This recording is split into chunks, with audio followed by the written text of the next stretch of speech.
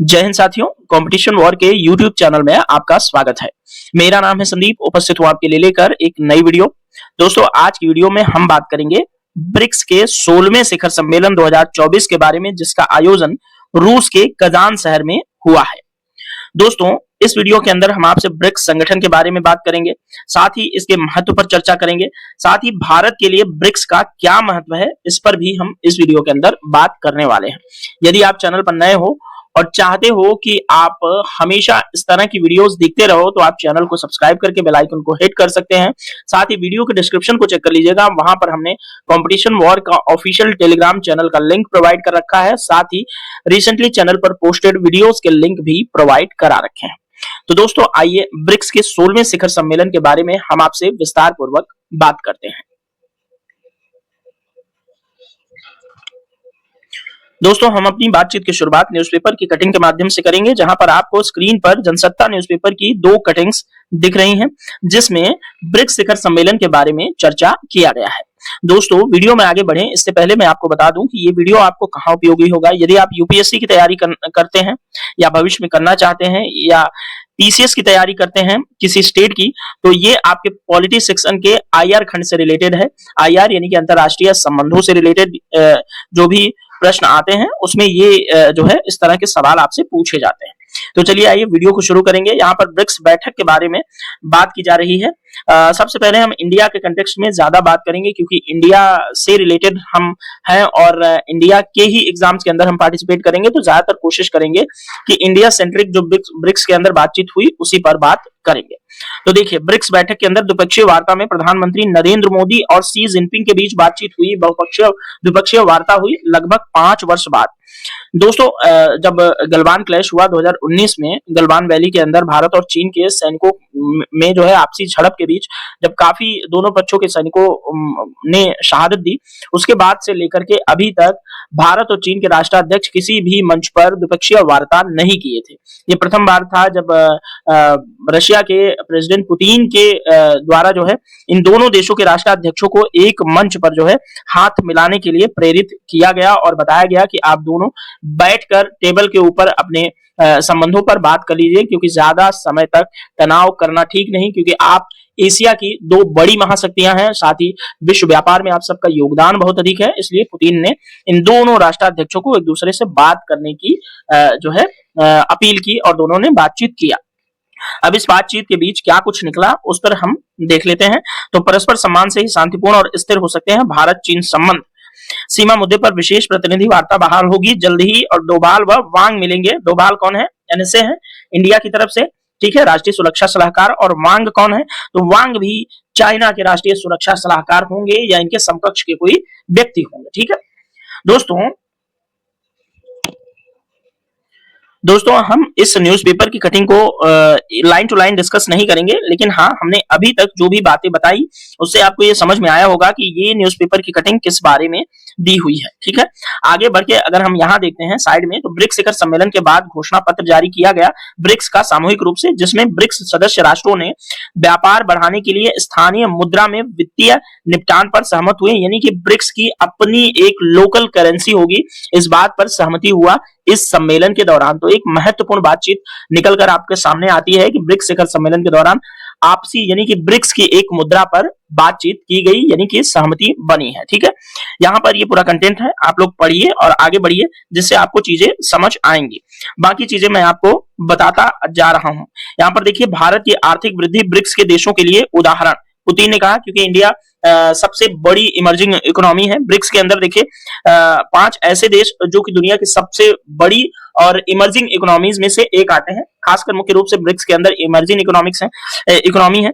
BRICS अगर हम आप BRICS लिखते हैं, तो आप ब्रिक्स से ये समझेंगे कि B से ब्राजील, R से रशिया, I से इंडिया, C से चाइना और S से साउथ अफ्रीका। पहले ब्रिक हुआ करता था, साउथ अफ्रीका को जब से शामिल किया गया तब से ब्रिक्स होने लगा है, ठीक है। चलिए, बातचीत के दौरान चीजें ऐसे धीरे धीरे आपकी क्लियर होती रहेंगी। तो यहाँ पर हम आपको वीडियो में डीप डाइव कराएं, इससे पहले कुछ तस्वीरें आप देख लीजिए। ब्रिक्स समिट जो कि कजान शहर के अंदर 22 से 24 अक्टूबर के बीच आयोजित हुआ, उसमें आपको ब्रिक्स के जो नए सदस्य देश हैं, ठीक है, ब्रिक्स के नए सदस्य देशों के साथ जो है पुराने सदस्यों का जो है यहाँ पर एक तस्वीर आपको जरूर देखने को मिल रही है, ठीक है। और यहाँ पर कजान हवाई अड्डे पर जब प्रधानमंत्री जी का जो प्लेन है वो लैंड किया, उसके बाद कजान शहर के जो हेड हैं वो जो है प्रधानमंत्री जी को रिसीव करने आए थे, और एयरपोर्ट पर ही प्रधानमंत्री जी के स्वागत में कुछ वहां के लोकल जो खाद्यान्न है, मिष्ठान है, उससे लेकर के रशिया के लोकल लोग, महिलाएं जो है प्रधानमंत्री के स्वागत में खड़ी हुई दिख रही हैं। और आपको एक विशेष तस्वीर पर ध्यान देना चाहिए, यहाँ पर प्रधानमंत्री का प्रेसिडेंट पुतिन के साथ तस्वीर और प्रेसिडेंट सी जिनपिंग के साथ प्रधानमंत्री मोदी जी की इतनी गर्मजोशी भरी तस्वीर। दोस्तों, इस तस्वीर के पीछे जो सबसे बड़ा हाथ है वो है पुतिन साहब का। पुतिन साहब चाहते हैं कि वेस्ट के खिलाफ एक ऐसा अलायंस जो है रशिया क्रिएट करे जिसमें वेस्ट को टक्कर देने की भरपूर क्षमता हो। तो ऐसी क्षमताएं जो है ब्रिक्स कंट्रीज के पास हैं, इसलिए रशिया के प्रेसिडेंट चाहते हैं कि ब्रिक्स के देश आपस में बिल्कुल भी किसी भी तरह का मनमुटाव न रखें। इसी को ध्यान में रखते हुए यहाँ पर प्रधानमंत्री मोदी और सी जिनपिंग का हाथ मिलवाया है प्रेसिडेंट पुतिन जी ने। दोस्तों, यहाँ पर कुछ तस्वीरें आप और देखेंगे, काफी अच्छी लगेंगी। यहाँ पर उज्बेक राष्ट्रपति के साथ प्रधानमंत्री मोदी जी की तस्वीर, और मिस्र के राष्ट्रपति अब्दुल फतेह अल सीसी जी के साथ प्रधानमंत्री जी की तस्वीर, और मसूद पेजेश्कियन जो कि ईरान के राष्ट्रपति है उनके साथ प्रधानमंत्री जी की तस्वीर आपको ये दिखाती है कि इस ब्रिक्स शिखर सम्मेलन के दौरान प्रधानमंत्री जी ने अलग अलग राष्ट्राध्यक्षों के साथ भी अपनी बायलैटरल मीटिंग्स भी अटेंड किया है। और यहाँ पर आपको एक जो है मीटिंग के दौरान प्रधानमंत्री मोदी जी और प्रेसिडेंट पुतिन जी आपस में बैठे हुए हैं और पूरे डेलीगेट्स के साथ जो है आप मीटिंग कर रहे हैं एक दूसरे के साथ। जो है यहाँ पर रूस के प्रतिनिधिमंडल के साथ पुतिन साहब बैठे हुए हैं और भारत के प्रतिनिधिमंडल के साथ जो है प्रधानमंत्री महोदय बैठे हुए हैं। यहाँ पर दोनों का प्रधानमंत्री जी का मुस्कुराता हुआ चेहरा जो है, आपको मैं बता दूं, जिन लोगों ने वीडियो देखी होगी वो लोग जानते होंगे, लेकिन ये मुस्कुराते चेहरे के पीछे प्रेसिडेंट पुतिन का एक जो है कथन है। प्रेसिडेंट पुतिन ने जब रशियन लैंग्वेज में बात कर रहे थे, रशियन लैंग्वेज में एड्रेस कर रहे थे, उसके बाद जो है जब इन्होंने अपना भाषण समाप्त किया, अब प्रधानमंत्री मोदी जी की बारी थी, उससे पहले इन्होंने प्रधानमंत्री मोदी जी कुछ कहते इससे पहले ही प्रेसिडेंट पुतिन ने ट्रांसलेटर से कहा कि अब हमारे रिश्ते इस लेवल पे जा चुके हैं कि मुझे लगता है कि अब प्रधानमंत्री मोदी जी को मुझसे बात करने के लिए किसी भी ट्रांसलेटर की जरूरत नहीं है। उसी बात पर जो है हंस रहे हैं प्रधानमंत्री जी, ठीक है। और यहाँ पर ब्रिक्स समिट की ये तस्वीर, जहां पर पूरा सम्मेलन जो है आयोजित हुआ, सभी राष्ट्राध्यक्ष यहाँ पर बैठे हुए नजर आ रहे हैं। सम्मेलन के बारे में बात करें, थोड़ा सा और आगे बढ़े, इससे पहले हम आपसे बात कर लेते हैं कि ब्रिक्स है क्या। हमने जब विकिपीडिया सर्च किया तो विकिपीडिया में हमें ये तमाम जानकारियां निकल कर आई, जिसमें ब्रिक्स के बारे में बताया गया कि एक अंतर सरकारी संगठन है BRICS. Brazil, Russia, India, China, South Africa, Iran, मिस्र और इथियोपिया का, और यूनाइटेड अरब अमीरात का। ये देश जो है नए जो है, पहले Brazil, Russia, India, China, South Africa तक ब्रिक्स में शामिल थे। अब ब्रिक्स प्लस ये हो गया है जिसमें Iran, Egypt, Ethiopia, United Arab अमीरात जैसे नए देश जो है ब्रिक्स के अंदर शामिल हो चुके हैं। ये जो है ये एक ग्रुपिंग है, ठीक है, यहाँ पर दिख रहा है आपको। Evolve into A geopolitical blocks with their governments, एक जियोपॉलिटिकल ब्लॉक है, यानी कि भू राजनीतिक जो है ये एक ब्लॉक बनाने का प्रयास जो है किया जा रहा है। ये मीटिंग एनुअली होती है, formal summit and coordinating multilateral policies. Since 2009 से ये मीटिंग्स हो रही हैं। Bilateral relations among BRICS are conduct mainly based on non interference, equality and mutual benefits. इन तीन बातों पर जो है आधारित है ब्रिक्स का जो है ये पूरा ग्रुप, यानी कि नॉन इंटरफेरेंस, इक्वालिटी और म्यूचुअल बेनिफिट्स, यानी कि आपसी जो है लाभ पर आधारित ये संगठन है। फाउंडिंग कंट्रीज कौन कौन सी हैं? तो ब्राजील, रशिया, इंडिया, चाइना जो है ये फाउंडिंग कंट्रीज हैं, यानी कि संस्थापक राष्ट्र हैं ब्रिक्स के।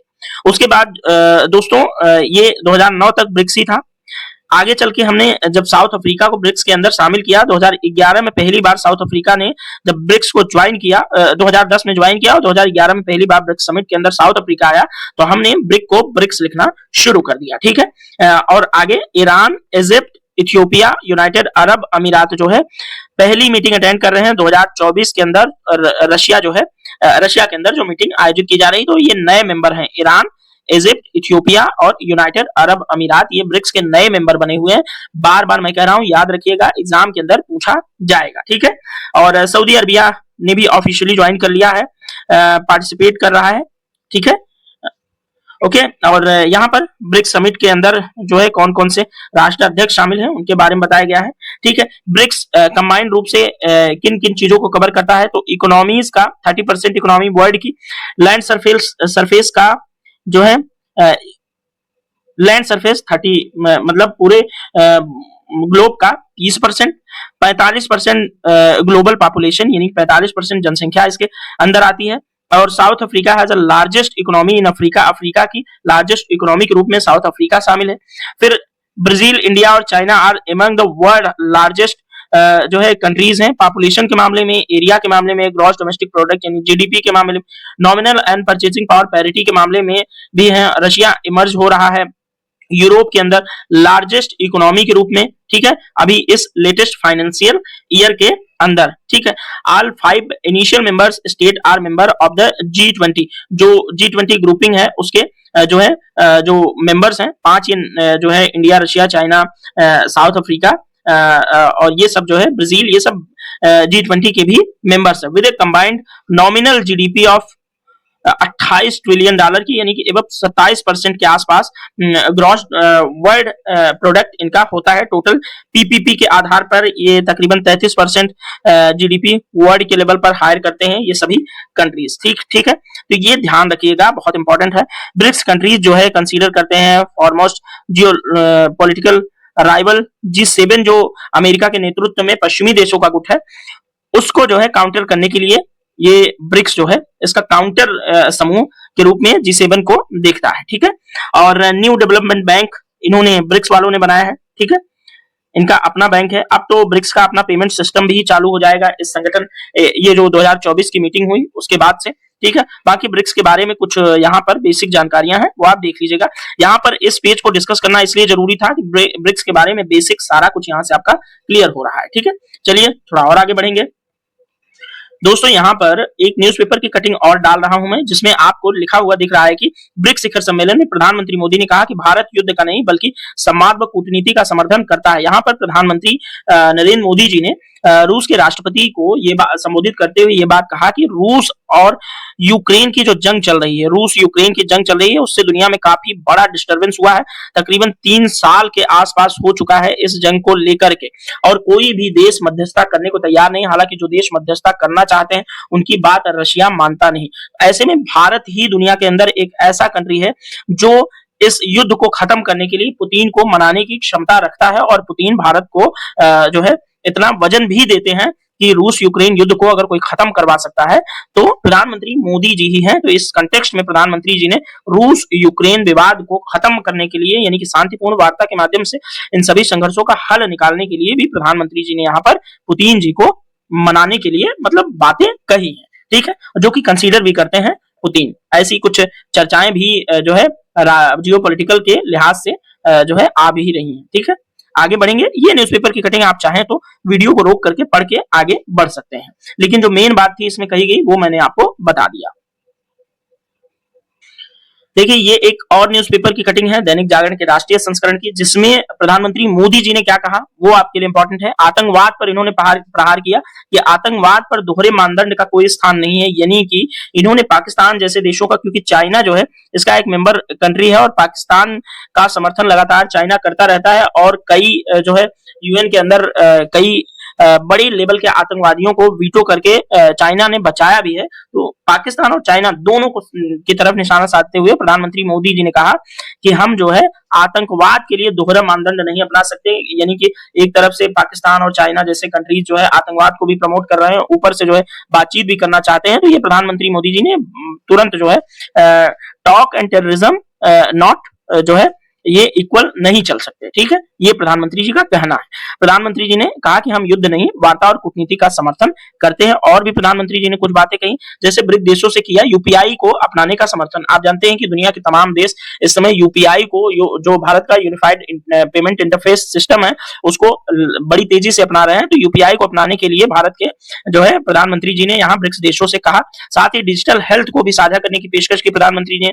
एक पेड़ मां के नाम अभियान से जुड़ने का आग्रह किया है प्रधानमंत्री जी ने ब्रिक्स देशों से। साथ ही स्थानीय मुद्रा में कारोबार शुरू करने की पहल का भी जो है प्रधानमंत्री जी ने स्वागत किया। साथ ही प्रधानमंत्री जी ने लाइफ स्टाइल फॉर एनवायरमेंट जो पहल है भारत की, LIFE लाइफ पहल, उस पर उसकी भी बातचीत जो है प्रधानमंत्री जी ने ब्रिक्स के अंदर रखी कि लाइफ स्टाइल फॉर एनवायरमेंट जैसी पहल अपना करके भारत एनवायरमेंट के क्षेत्र में भी काफी महत्वपूर्ण योगदान दुनिया के अंदर दे रहा है। अब दोस्तों आप चाहे तो आराम से इस वीडियो को थोड़ा सा यहाँ पर रोक करके, न्यूज़पेपर की कटिंग पूरी स्पष्ट है, आप पढ़ करके आगे बढ़ सकते हैं। दोस्तों यहाँ पर हमने इंग्लिश न्यूज़पेपर की कटिंग द हिंदू को भी लिया है। द हिंदू न्यूज़पेपर की ये कटिंग है। ठीक है, यहाँ पर देखिए, Modi Xi welcome border pact seeks to rebuild ties. जो भारत और चीन के बीच बॉर्डर क्लैशेस हैं, बॉर्डर पैक्ट है, उसको रीबिल्ड करने के लिए, पीस को रीबिल्ड करने के लिए बात जो है यहाँ पर दोनों देशों ने किया है।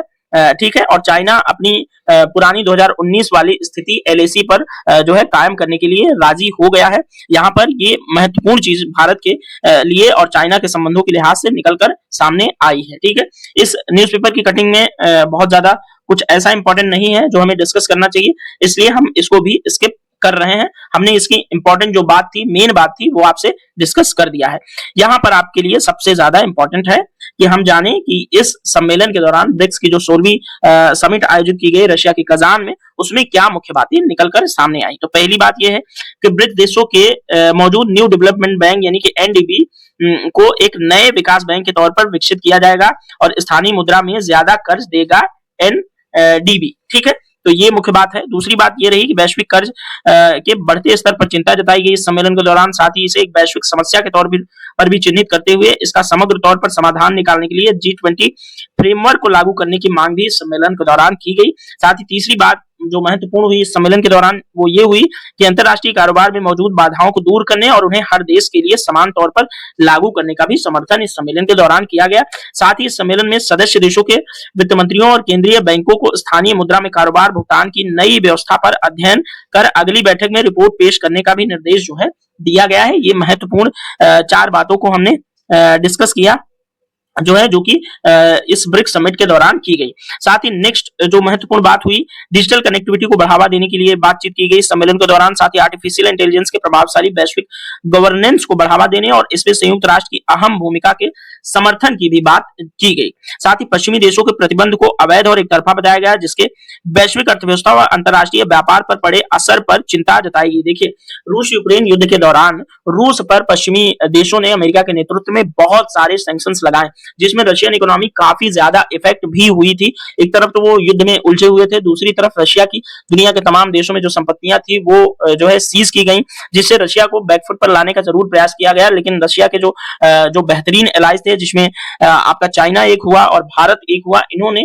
उनकी इकोनॉमी को संवर्धन करने का कार्य युद्ध क्षेत्र के दौरान जरूर किया। युद्ध परिस्थितियों में जैसे भारत ने तेल खरीदा, चाइना ने ढेर सारी मात्रा में हथियार जो है रूस के अंदर जो है भेजे, हथियारों से मदद की। ठीक है, तो अंतरराष्ट्रीय प्रतिबंधों के बावजूद रशिया जो है काफी अच्छी मात्रा में इस समय बना हुआ है और रशियन इकोनॉमी जो है यूरोप के अंदर बड़ी तेजी से ग्रो करती हुई और एक लार्जेस्ट इकोनॉमी यूरोप के अंदर बन गई है।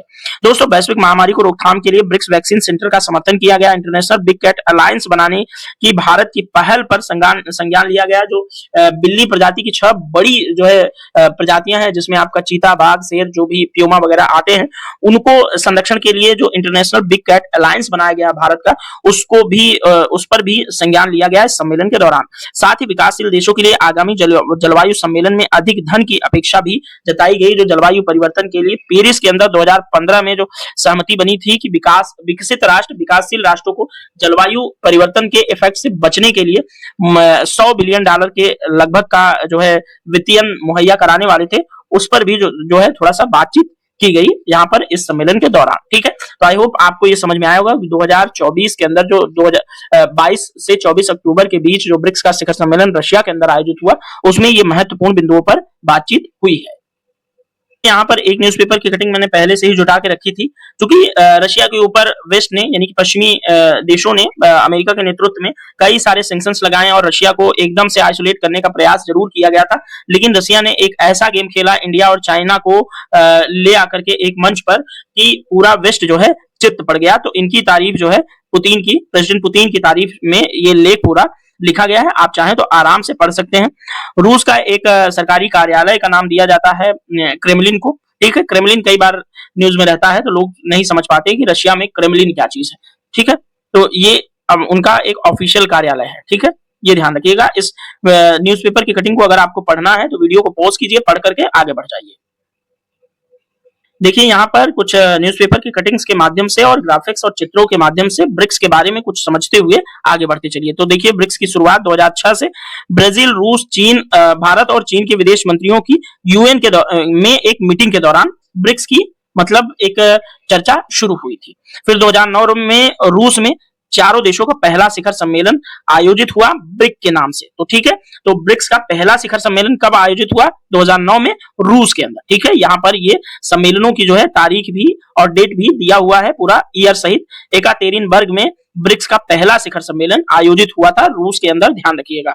फिर 2010 में साउथ अफ्रीका औपचारिक रूप से इस संगठन में शामिल हुआ। फिर ब्रिक का नाम हो गया ब्रिक्स, ब्रिक के आगे यस जोड़ दिया गया साउथ अफ्रीका के रूप में। फिर 2023 में 6 देश जिसमें अर्जेंटीना, मिस्र, इथियोपिया, ईरान, सऊदी अरबिया और यूएई को ब्रिक्स के अंदर शामिल करने का आमंत्रण दिया गया।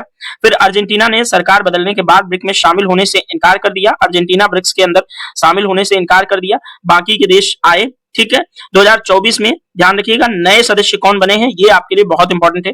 यूएई, मिस्र, इथियोपिया, ईरान ने जो है ये 2024 के अंदर ब्रिक्स का पूर्ण सदस्यता हासिल कर लिया है। ये 4 देश आपको इंपॉर्टेंट है याद रखने, यूएई, मिस्र, इथियोपिया और ईरान। सऊदी अरबिया जो है अभी इस पर विचार कर रहा है।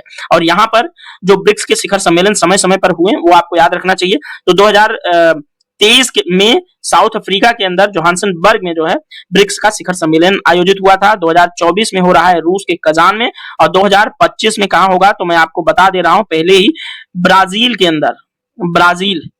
ब्राजील जो है, ब्राजील नाम का जो देश ब्रिक्स का मेंबर है, उसके अंदर 2025 के ब्रिक्स शिखर सम्मेलन का आयोजन किया जाएगा।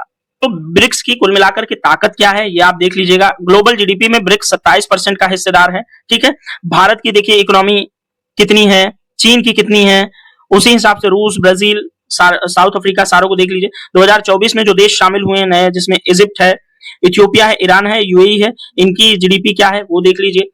दुनिया की 44% जनसंख्या ब्रिक्स देशों में आती है। आप जानते हैं कि भारत इस समय दुनिया में सबसे बड़ी जनसंख्या वाला देश है, दूसरे स्थान पर चीन आता है। अभी हमने पिछले वर्ष ही चीन को पीछे छोड़ा है। 145 करोड़ जनसंख्या है, दुनिया का 17.8% जनसंख्या भारत के पास है, और चीन के पास है 141 करोड़ जनसंख्या, जो दुनिया के 17.4% जनसंख्या जो है चीन के पास है। तो ये दोनों बड़ी भारी जनसंख्या वाले देश जो है टॉप 1 और 2 ब्रिक्स के मेंबर हैं। ठीक है, रूस की जनसंख्या 14 करोड़ है, ब्राजील की 21 करोड़ और जो है साउथ अफ्रीका की 6.4 करोड़ है। रूस की जनसंख्या देखिए कितना है, 24 करोड़, और उत्तर प्रदेश की जनसंख्या जो कि भारत का एक महत्वपूर्ण राज्य है, उसकी जनसंख्या इस समय 25 करोड़ के आसपास है। तो रूस से जो है काफी बड़ी जनसंख्या सिर्फ भारत के एक राज्य उत्तर प्रदेश की है। 2024 में जो शामिल हुए उनकी जो है जनसंख्या का जो है आंकड़ा देख लीजिएगा। दुनिया की 28% जमीन ब्रिक्स देशों के पास है, ये देख लीजिएगा। ठीक है, मैप के अंदर पूरा लोकेटेड है। 2024 में से पहले जो संगठन में शामिल थे भारत का इसमें 2.4% जो है क्षेत्रफल शामिल है। ये सब आप देख लीजिएगा, इसको बताने की जरूरत नहीं है, वीडियो को थोड़ा सा रोक रोक करके देख के आगे बढ़ चलिए। उसी तरह से दोस्तों यहाँ पर देखेंगे ग्लोबल कंज्यूमर मार्केट में ब्रिक्स का 23% हिस्सा है। तो सभी देशों का की जो हिस्सेदारी है ग्लोबल कंज्यूमर मार्केट के अंदर वो आप देखते चलिएगा। दुनिया के कुल निर्यात का 15% ब्रिक्स देश ही करते हैं। तो ये भी आप जो है देखते चलिएगा सभी देशों का आंकड़ा। ठीक है, ये इंपॉर्टेंट है। टॉप 5 ग्लोबल मिलिट्री पावर जो है में 3 ब्रिक्स देश हैं, जिसमें रूस दुनिया का दूसरा सबसे बड़ा मिलिट्री पावर है, तीसरा सबसे बड़ा मिलिट्री पावर चाइना और चौथा सबसे बड़ा मिलिट्री पावर भारत है। बाकी सब बहुत पीछे है। ठीक है। 2024 में जो शामिल हुए, ईरान 14वें नंबर पर आता है, इजिप्ट 15वें पे, 49वें नंबर पर आता है इथियोपिया, और 51वें नंबर पर है यूएई। ये जो है मिलिट्री, टॉप मिलिट्रीज भी ब्रिक्स के अंदर शामिल है। तो ये सभी आंकड़े क्या दिखाते हैं कि ब्रिक्स कितना महत्वपूर्ण संगठन है। दोस्तों यहाँ पर ब्रिक्स के मेंबर कंट्रीज के बारे में, ये जो ओरिजिनल मेंबर कंट्रीज हैं ब्रिक्स के ये हो गए। प्रपोज्ड मेंबर कंट्रीज हैं Saudi Arabia, Argentina, Egypt, Ethiopia, Iran, UAE. तो ये 4 कंट्रीज अब जो है परमानेंट मेंबर बन चुके हैं ब्रिक्स के, और ये ड्रॉप आउट कर चुका है, और सऊदी अरबिया ब्रिक्स का मेंबर बनने पर विचार कर रहा है। दोस्तों वीडियो के एंड में हम आपसे ब्रिक्स के बारे में कुछ आपको कंटेंट प्रोवाइड कराते हैं, जिससे आप कभी मेंस के अंदर क्वेश्चन लिख रहे हो तो यहां से आपको पर्याप्त कंटेंट उपलब्ध हो जाए। तो ब्रिक्स देख लीजिए क्या है फटाफट से। तो एक अंतरराष्ट्रीय संगठन है, 5 उभरती अर्थव्यवस्थाओं वाले देशों का समूह है। देश शामिल है इसमें, जिसमें मुख्य रूप से ब्राजील, रूस, भारत, चीन और दक्षिण अफ्रीका शामिल हैं। ये 5 राष्ट्र, अभी 4 और शामिल हो चुके हैं। तो 5-4 पूरे 9 जो है सदस्य देश हैं ब्रिक्स के, याद रखिएगा। ब्रिक्स की स्थापना 2006 में की गई। शुरुआत में ब्रिक्स में जो है ब्राजील, रूस, चीन, ये भारत थे। उसके बाद 2010 में अफ्रीका, दक्षिण अफ्रीका शामिल हुआ तो ब्रिक्स हो गया है, मैं बता चुका हूँ। उद्देश्य क्या है? उभरती अर्थव्यवस्थाओं के बीच आपसी सहयोग, आर्थिक विकास, व्यापार, निवेश को बढ़ावा देना। देश में वैश्विक अर्थव्यवस्था और राजनीति में अपनी भूमिका को मजबूत करने के लिए ब्रिक्स के कंट्रीज मिलकर काम करते हैं। साथ ही ब्रिक्स देशों की जनसंख्या और अर्थव्यवस्था मिलकर दुनिया के एक बड़े हिस्से का प्रतिनिधित्व भी करती है। इसका मुख्य ध्यान जो है विकासशील देशों की आवाज को वैश्विक मंचों पर प्रभावशाली बनाना है, जिसमें आप जानते हैं कि ग्लोबल साउथ की बात हमेशा की जाती रही है। ठीक है। ब्रिक्स देशों ने 2014 के अंदर न्यू डेवलपमेंट बैंक बनाया था, जो विकासशील देशों के लिए बुनियादी ढांचा और सतत विकास परियोजनाओं के लिए वित्तीय जो है प्रदान करता है। ठीक है दोस्तों, अंत में हम आपसे बात करेंगे भारत के लिए महत्व क्या है ब्रिक्स का, वो आप समझ लीजिए, क्योंकि ये इंडिया के कंटेक्स्ट में बात करना बहुत जरूरी है। तो कुल मिलाकर ये कंटेंट आपके लिए बहुत इंपॉर्टेंट। पहला महत्व है आर्थिक विकास। तो ब्रिक्स के माध्यम से भारत व्यापार और निवेश के लिए नए अवसर प्राप्त करता है, जो आर्थिक विकास में सहायक होते हैं भारत के। ठीक है, तो पहला चीज आपको याद रखना है भारत के लिए ब्रिक्स का पहला महत्व तो आर्थिक विकास के दृष्टिकोण से। दूसरा महत्व है वैश्विक मंच पर भूमिका के दृष्टिकोण से। तो भारत को वैश्विक मंच पर अपनी आवाज बुलंद करने का ब्रिक्स मौका देता है, जिसमें वह वैश्विक मुद्दों पर अपनी नीति और विचार प्रस्तुत करता है। ठीक है, जैसे रूस यूक्रेन वॉर के बारे में अभी भारत ने जो है वॉर को शांत करवाने के लिए अपने विचार साझा किए।